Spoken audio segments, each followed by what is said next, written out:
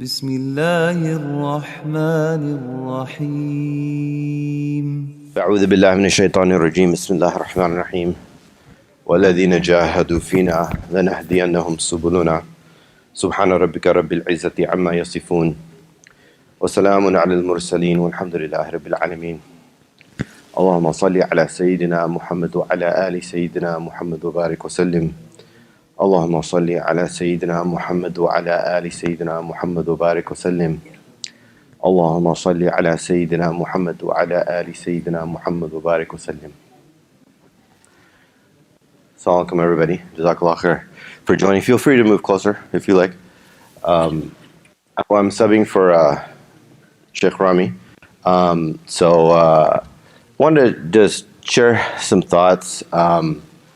I noticed that there's a lot of discussion these days about spiritual abuse, and I'm seeing that show up in my Facebook feed a lot and online. I don't know if you guys been hearing about this term lately? No? Yes? No? A little bit? Yeah. And so I actually had a really bad experience myself with a Muslim organization, which I consider a cult. Looking back at it, I feel like it was a cult, but at the time, I obviously didn't think that. But I wanted to just share that. I learned a lot of things in that process. It was a very traumatic experience, very difficult experience, but I wanted to share it because I learned a lot from it. And, about 3 years or so have passed, 2 or 3 years now. And so even though it was difficult, but like I said, I think I learned a lot from it. So I just wanted to share some of those things. So I'll start with, before I get into the lessons, I'll start with just give you like a overview of how things happen, like what happened basically. So about maybe like 13, 14 years ago roughly, I was much more inclined to political Islam, right? There's certain Muslim groups that are very politically inclined. And I'm not saying it's good or bad, but I was more involved with those types of things, And anyway, I was married at that time, no kids. And my wife and we lived in Northern California here locally. My wife and I decided to go to Syria to study Arabic for a couple of years. We cut it short because we found out my wife was expecting with our first baby, alhamdulillah. So we came back after a year. But in that 1 year that we were in Damascus. So that 1 year in Damascus, alhamdulillah, was very beneficial. We were there to study Arabic. But along the way, I studied with some local scholars about tasawwuf. So I became very interested. I liked it, and so I just kind of had that in my mind that this is something good.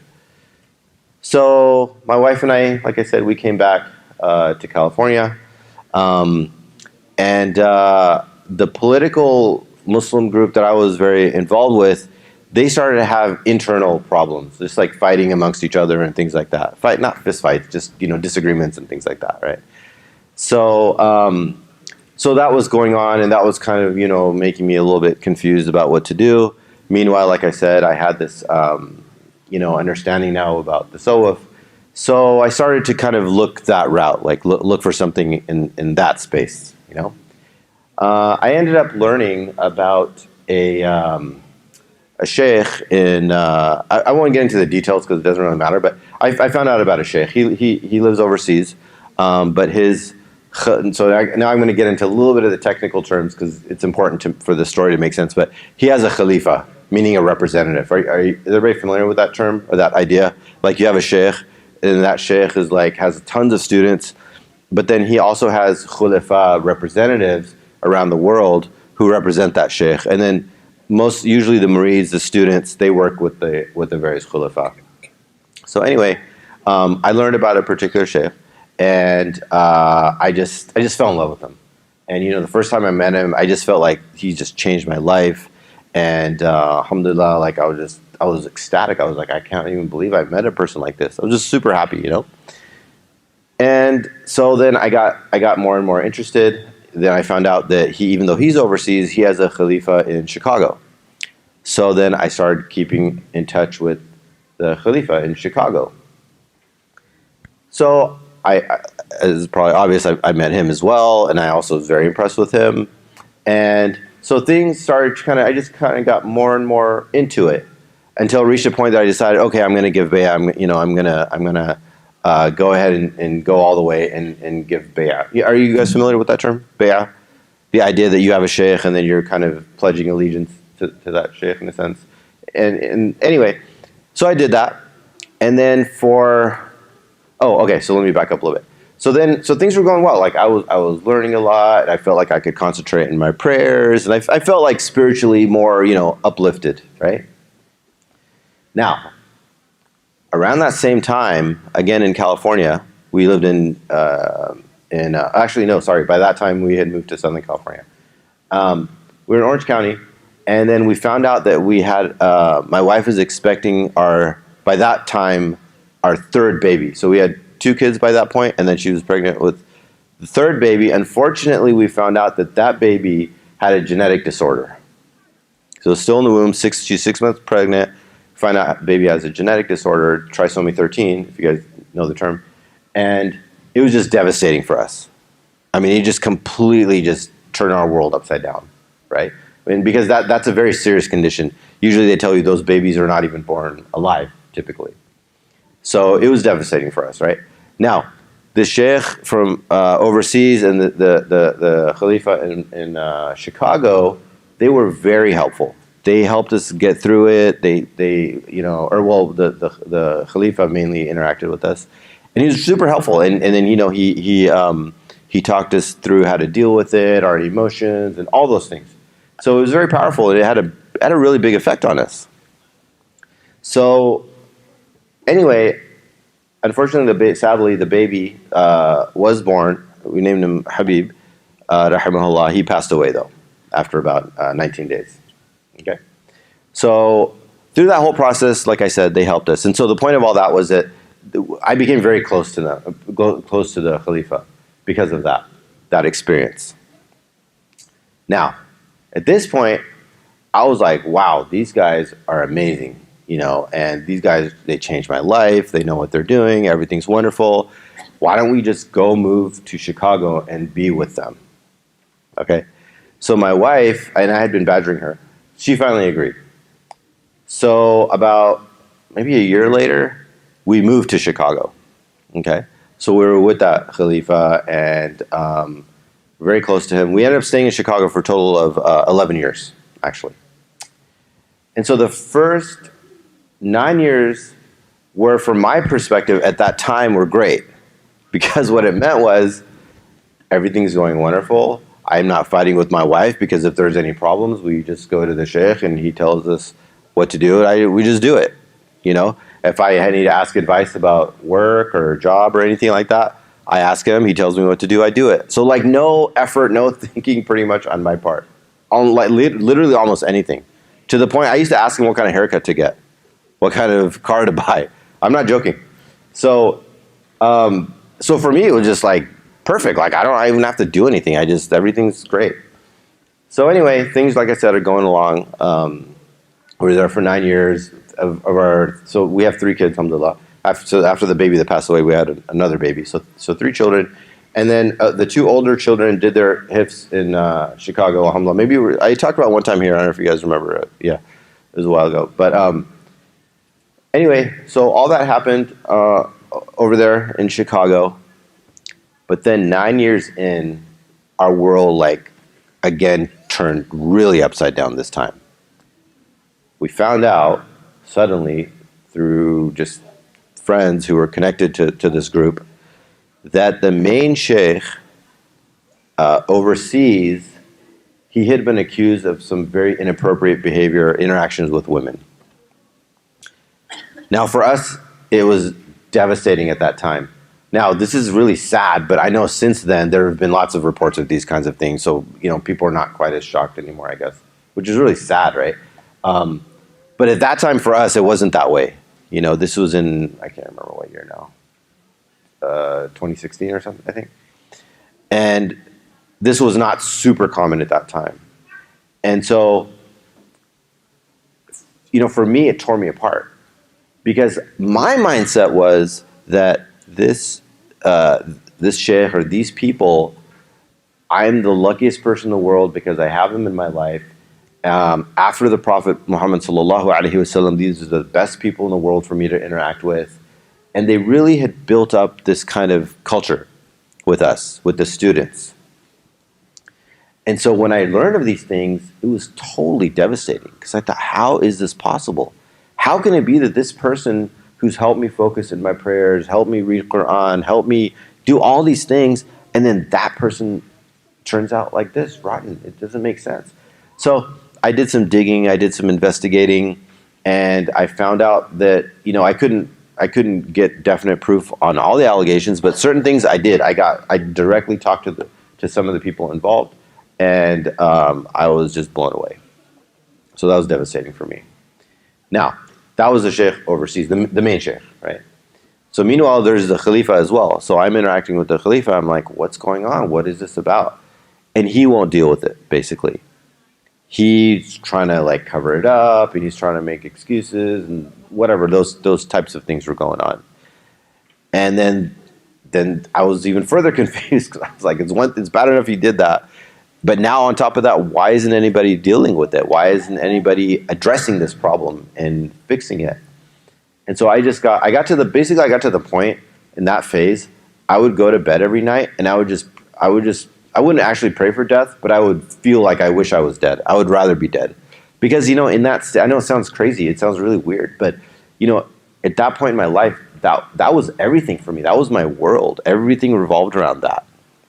Right? They have this saying that when you're with your sheikh, you should be like a dead, when you wash the dead body, mayit, you do ghusl. They use that metaphor and say you should be like that with your sheikh. Let your sheikh do whatever, because you're dirty and your sheikh has to clean you up. So just let the sheikh do whatever. So that's kind of the mindset, And so when going from that mindset to all of a sudden like questioning everything, and I'll be really blunt with you.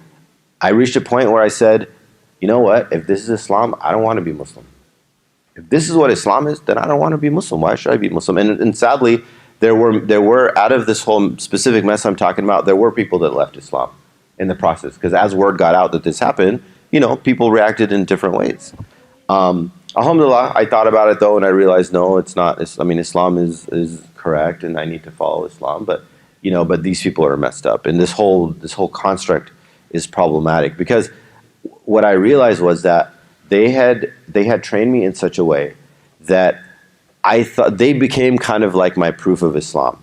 They became the proof of Islam rather than, and because Islam doesn't need them as a proof. Islam is valid. Anybody can look at the signs of Allah subhanahu wa ta'ala. Anybody can use their aql. Anybody can read the Quran and understand this is really from Allah. And the fact that the Prophet sallallahu alaihi wasallam, he's really the messenger of Allah sallallahu alaihi wasallam. So anyway, that's the background. After that point, I decided that I need to get out of Chicago, because I was just surrounded by the students, the rest of the Marines in the group, and it was just driving me nuts, because a lot of them were just in denial. They couldn't really fully understand or even accept what was happening properly. So I was having a hard time. Anyway, so then alhamdulillah, ended up getting a job opportunity here. I talked to my wife, and then and my kids as well. And then we came out here. Now, one of the main reasons I wanted to bring this story up in this context, in the men's halaqah, is that as the father, as the leader of the family, this was easily one of the most difficult things I had to deal with. Probably, the baby dying, that's emotionally difficult. But this was way more complicated and difficult in a different way, because my kids were dead against moving. We had raised them with that sheikh, with that khalifa. We had raised them in that community. Their life also was that whole, quote unquote spiritual community there. And so for them, and then the children from that community were their best friends who they grew up with. So they were very upset. They did not understand why we had to get out of there and leave. So that was one of the lessons, was actually that, as the leader of the family, as the father, sometimes you have to make really tough decisions, right? It's hard. It's hard watching your kids crying and bawling and saying, you're ruining our lives, you're messing us up. And just that. I mean, it hurts a lot, and it wasn't just 1 or 2 days. It lasted for a long time. And then you just, as a father, you have to say, I know I'm hurting you. I know I'm messing you up, but I have to do this. That's the right thing to do. In the long run, it's the right thing to do. Yeah, you're gonna be messed up for a little while. It's gonna hurt you for a little while, but this is a situation we're in. We just have to do the right thing. So anyway, so that's one of the main reasons I'm bringing this up. So anyway, I went ahead and then I told that the local Khalifa. I said, I'm done. This whole thing is not okay. I realize that this whole idea of submitting to a sheikh, it's not appropriate. They use this term submit to the sheikh, and they qualify. No, we're not talking about. It's not like submitting to Allah. It's different and stuff. But you know what happens in reality? I've seen, even though everybody says that, they act like they actually are really literally submitting to the sheikh. And I've seen them in my own eyes. Like I'll give you an example. That same sheikh who was overseas, he had in one of his books that if you ever see your sheikh doing something, I forget the exact wording, but basically it's that if you see your sheikh doing something haram with a woman, you should distrust your own eyes and assume that the sheikh is innocent. Can you imagine that? That's the level of submission that they expect. And then when this whole mess was going on, another Khalifa had, and it's still online, I believe. There's an audio recording of a lecture he gave, again about this whole topic, and he tells this very disturbing story about a sheikh who tells his student, you should go visit a brothel.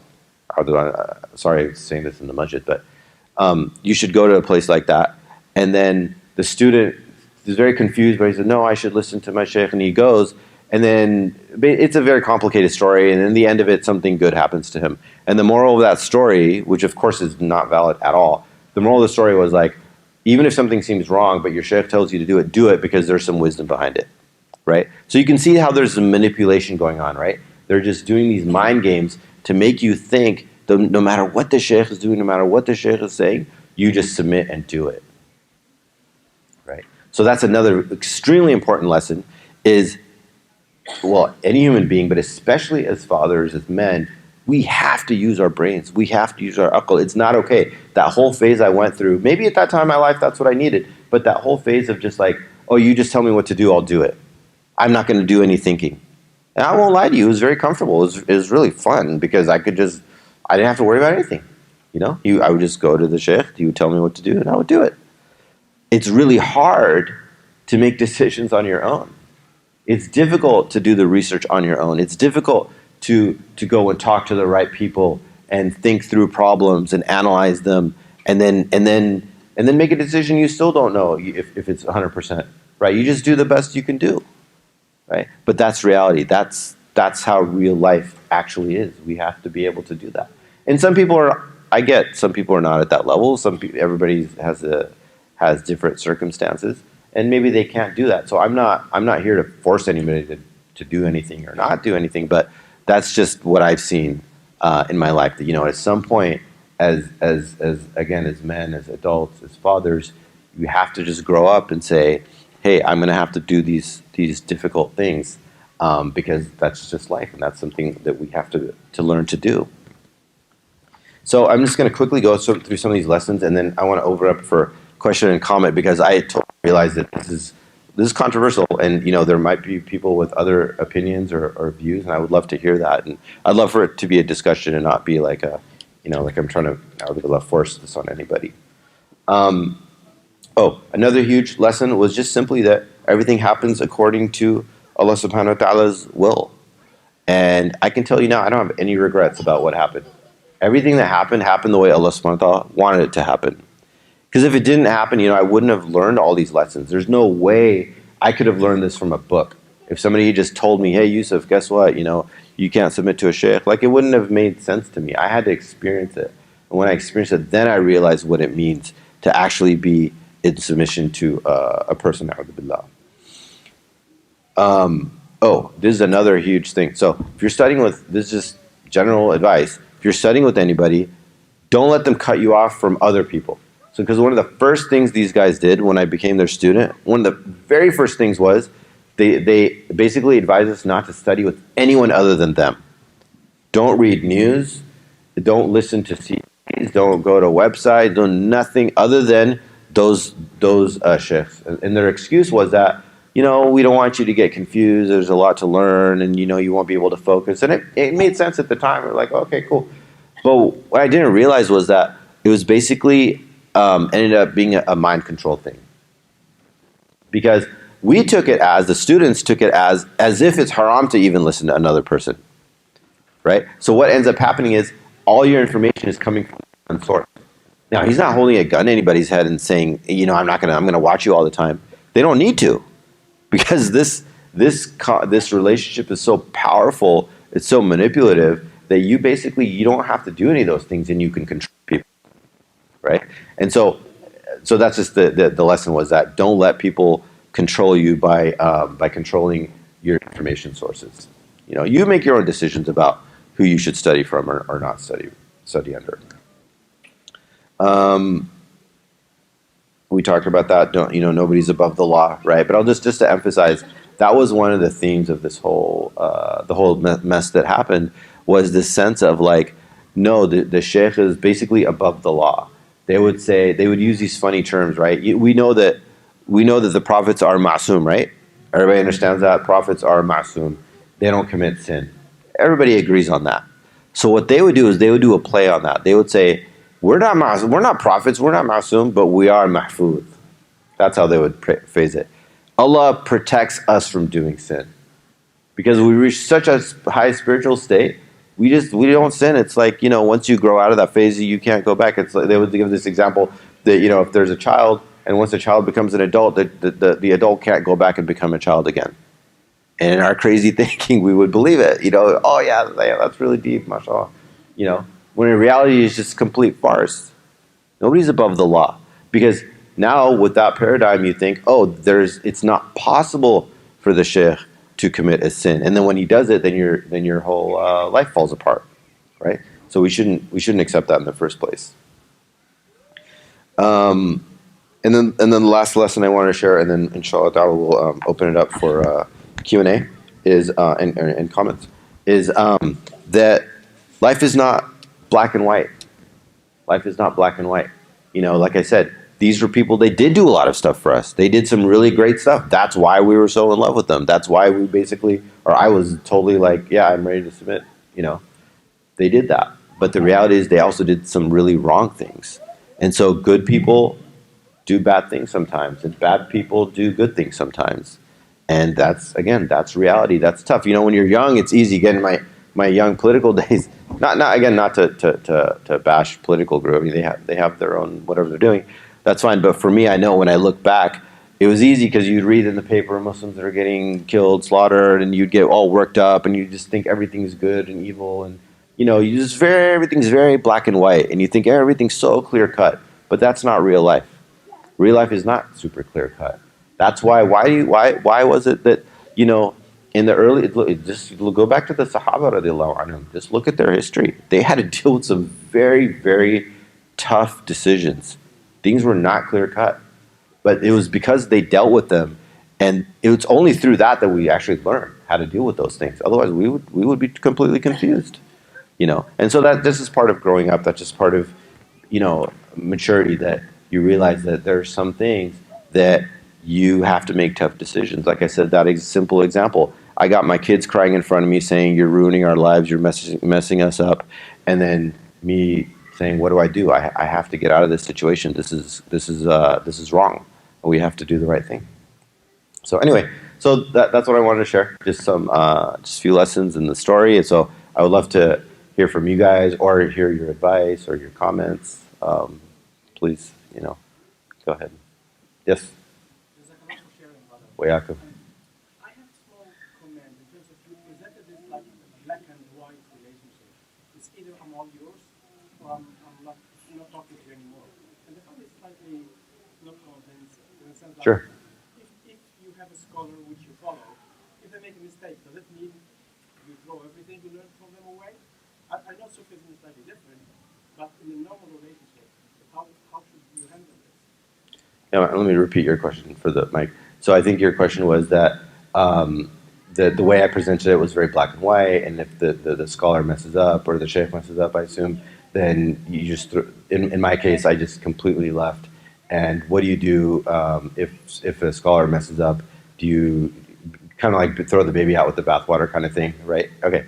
So I don't think I'm qualified to answer that question. I can just tell you how I handled it. That was specific for my situation. But my feeling is that no, you should not do that. You should. I think in probably in most cases you'll find that you have really good people. Again, good people. They do some bad things. They mess some things up. And honestly, even with the Khalifa in Chicago, I still think he's a good person. I just think he didn't handle it the right way.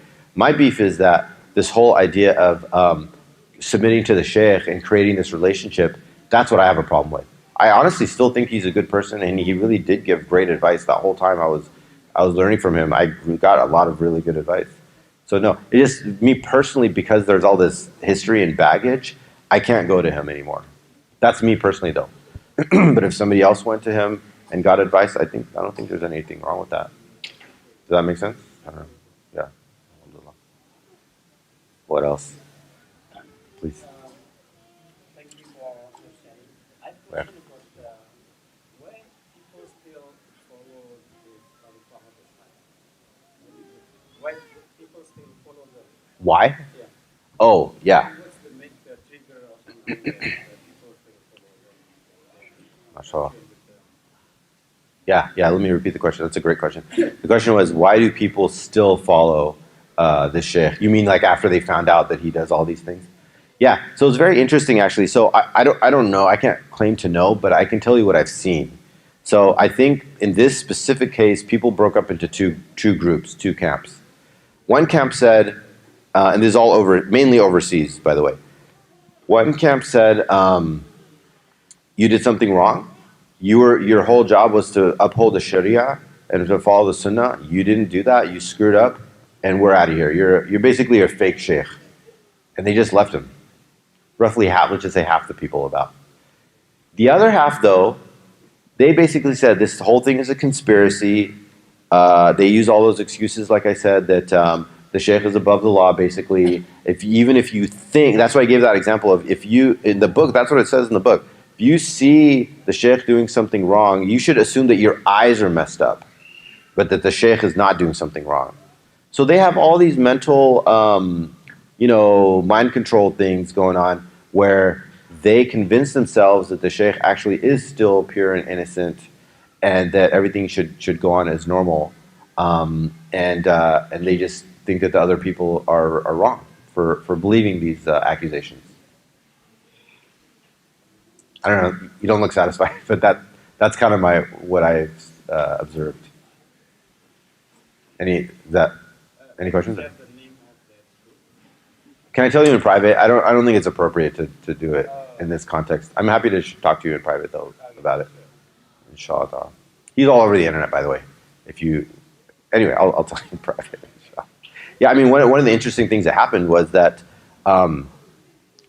a very prominent scholar, again overseas from the same country, issued a fatwa against him.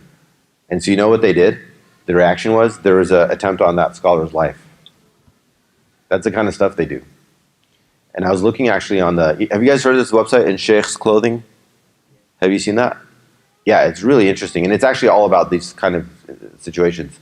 And he says in one of his articles, the brother for the website, he says a lot of times, this is unfortunately a common thing, where they actually they're like mafia.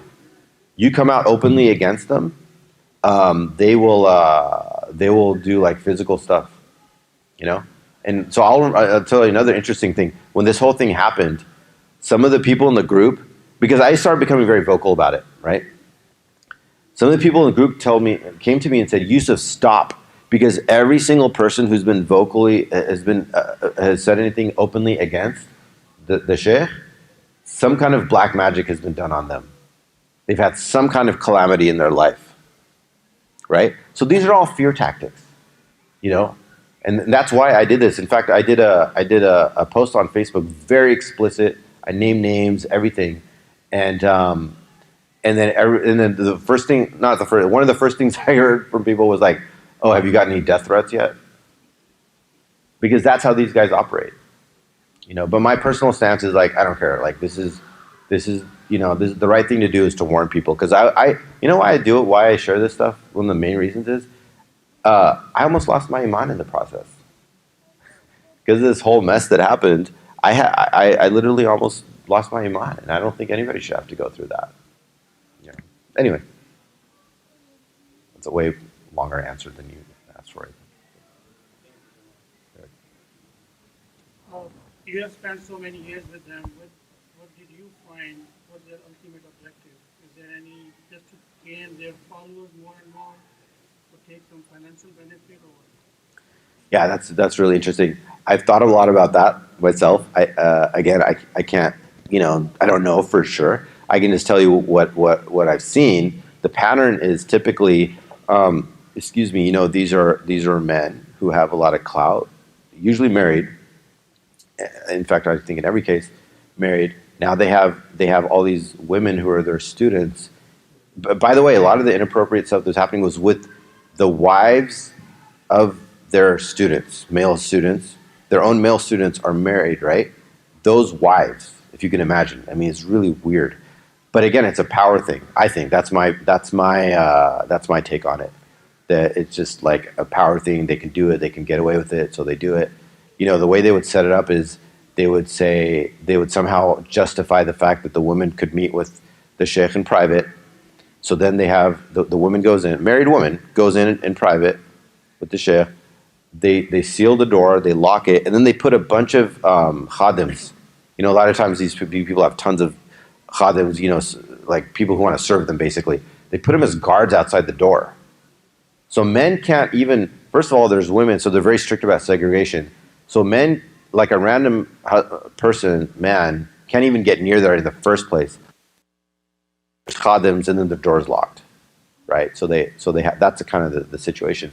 Anyway, that's going on. There's a ton of financial abuse that was going on. There's this whole thing about they were collecting money to do some kind of Islamic project, and then they would take cash, right? And then there's no accountability whatsoever about how the money's being spent. So they're definitely getting financial, benefit from it. And I think, ultimately it's that's what my opinion, that it's just power. They just can do it, so they do it. I don't know. Does anybody else know? Like, has anybody else looked into this stuff?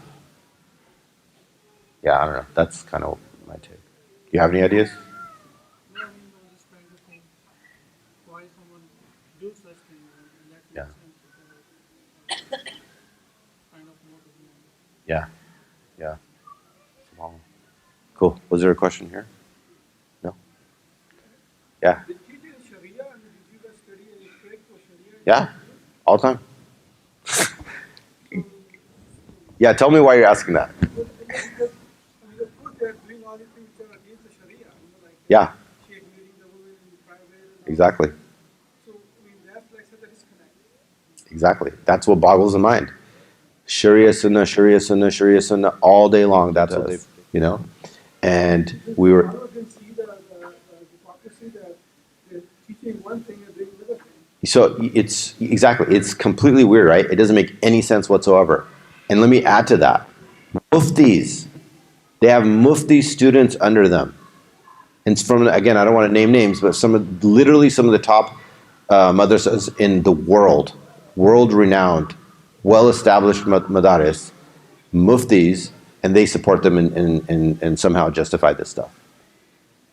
And so actually, I didn't mention it. I had written that as well as one of the lessons is that you should never think that you're so smart or so spiritually advanced you can't fall for these things. I saw in my own eyes people, very educated, smart people. When by the time you get to that state that you're so attached to a person, you can justify anything. Yeah, it's shocking. Allah protect us. Was that too heavy for you guys? I was really debating should I even talk about this or not, but I thought maybe it's appropriate. No? Thank you for Should I apologize? No, I think that happens quite Yeah. a bit in Really? third world countries. Really? We Yeah, have tell a us. lot, yeah. You've heard of this before? Yeah. Oh, subhanAllah. So in Pakistan, for example, Uh-huh. there are lots of examples of that. And Subhanallah. the whole practice of going to a mazar Yes. and having this kind of thing going on there. Yeah. Very common. Really? Yeah. Wow, that's shocking. Yeah, the brother was saying that this practice is very common in certain places overseas, right?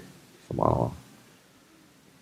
I mean, I think one has to be also be careful that, the life of us is a ritual, Mashallah. and of course, Sharia is above everything. Exactly. If you see anything that the Sheikh is contradicting the Sharia, you should not follow the Sheikh. There you go. Similarly, just like a faqih or a scholar can make a mistake or a charlatan, and there are bad people in every area. Absolutely. So you cannot just say that all the Sufi sheikhs are like. No. I hope I didn't give that impression. If I did, so let me clarify. Yeah, I definitely don't mean that all of anybody is bad. I mean that this mindset of submitting to another person, that's what I'm criticizing. Yeah. Exactly. Yeah, and honestly, I'm 46 years old now, and I've seen political groups and spiritual groups and all kinds of things, and I'm okay with everybody. I don't really care what your label is. You're Muslim, but on the flip side, I also don't care if you have a certain label and you're doing something wrong. If it's wrong, it's wrong, regardless of your label. Yeah, no, for sure. What else? Anything? I don't know if any sisters were listening or not, but if sisters have questions or comments, let us know. Okay. Alhamdulillah. All right. Are we done? Oh, yeah. Question, so Yes, sir. eventually, is it better to kind of not have those kind of groups or have it? So I'm not qualified to answer that. Okay, sorry. Let me repeat your question. So the brother's asking, is it better to have those groups or to not have those groups, right? By those groups, you mean like Sufi groups or Sheikh groups? I mean, I don't label them, whatever it is. Okay. Yeah, what do you mean? If it's my impression is it's basically a cult. That's what I was in for sure, yeah. And then my opinion again is not to have this kind of group. Sure. Because, so from the way you described it, eventually you don't know what's going to come out of it. There's so many people following blindly. There's so much attachment to it. Yeah. And there has to be something done there. Yeah. Not to allow them to continue in that way. Sure.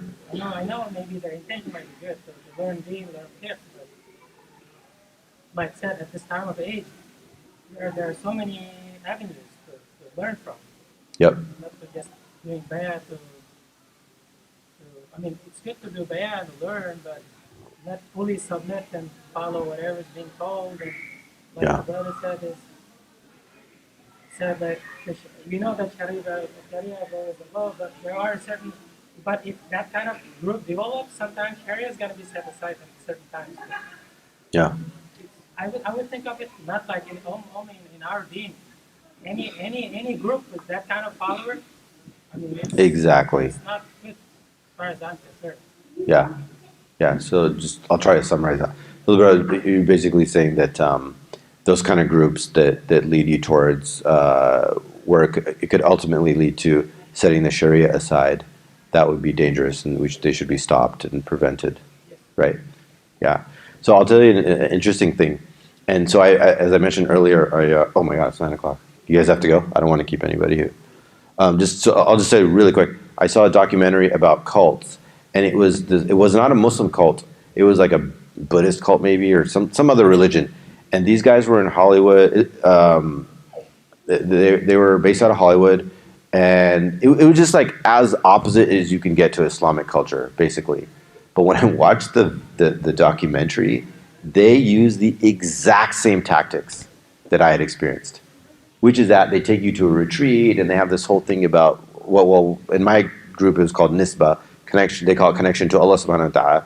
And so only the sheikh knows who's connected, who's not connected, how do you do it, how do you not do it. And so basically they concoct this whole like imaginary world, and only the sheikh can control it. And so then, the same thing in the documentary, the guy that did the same thing, and he has the power to decide who's quote unquote connected or not. And then they come to this retreat, and he's like, yeah, you're ready. Okay. And then he'll do some little hocus pocus, and then they'll be rolling around on the ground. And oh my God, I'm connected now. And I'm not joking. Exactly the same kind of thing happened with the group I was in. They would have big fat ceremonies, get everybody together. Oh, now you don't get Nisba yet, but you do. And then they're, oh my God, I felt it come from here and it went there and blah, blah, blah, bounced around my body. So it's just interesting, right? Like those things are common. Yes. I'm really confused. Yeah. At the beginning of your talk, you said you discovered tasawwuf and you wanted to learn more. Yep. So I'm not sure if you joined the tariqa out of love for tasawwuf, and then it didn't work out. So I guess I want to know what your take is on tasawwuf.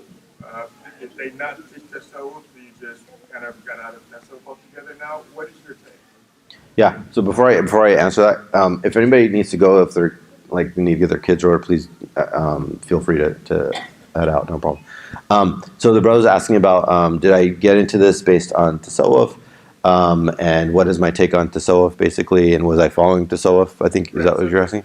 Obviously, they're not doing something right. Right. And you were looking for tasawwuf. Right. So is tasawwuf altogether bad? Is it what doing that's bad? You know, Yeah. help clarify that. Yeah, no, thank you for asking that. So no, I think, in my opinion, I don't think anybody can deny tasawwuf. I mean, that's from the Quran. There's no way around it. Because I understand it's just simply the process of purification and doing those things that you need to do to purify yourself.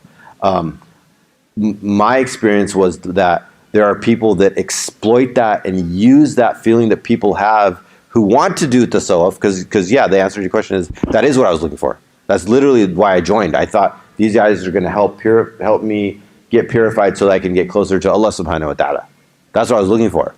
And then, but then there's all this other baggage came with it. So that's what I have a problem with. But no, in my opinion, tasawwuf is just like, it's part of Islam. I don't even know how you can get around it. Maybe that label bothers people. That's okay. Labels, you don't have to use that label. But it's in the Quran to purify, right? Well, I don't have a problem with labor. Sure. I just wanted to kind of get your. Sure, yeah. So, are you practicing tasawwuf now, even though you're out of the tariqa? So I don't have a sheikh, but I still try to do my dhikr. I still try to do, we call it muraqabah. I still find that beneficial. I still do that. I still have a routine of reciting Quran. So a lot of the stuff they gave me was useful. So I don't want to, again, who was saying throwing the baby out with the bathwater. I think that a lot of the things they gave me were useful. So I try to keep those things. But at this point in my life, though, I'm not comfortable taking a sheikh. I know I have very close friends who do it. You know, brother right there said, he still does that. So I think everybody has to decide for themselves. But for me personally, no, I don't have a sheikh right now. So, last question. Yeah. Because, you've been through a lot, so we can certainly learn from it. Based on your knowledge and experience, which you have to study with, and what you're currently doing now, do you consider yourself as a mutasawwif, although you're not connected to anything like that, but just based on your knowledge and experience? Yeah, if by mutasawwif, so the brother's asking you, do I consider myself mutasawwif, right? I'm not sure exactly what you mean. Do you just mean somebody practicing tasawwuf? Right. Do you still believe in the science of tasawwuf? Yeah, absolutely. Absolutely. 100%. Yeah, sure. All right, I think we should probably wrap up. Jazakallah khair. Thank you. And yeah, if anybody has specific questions, just see me privately, inshallah. Jazakallah khair. Assalamu alaikum.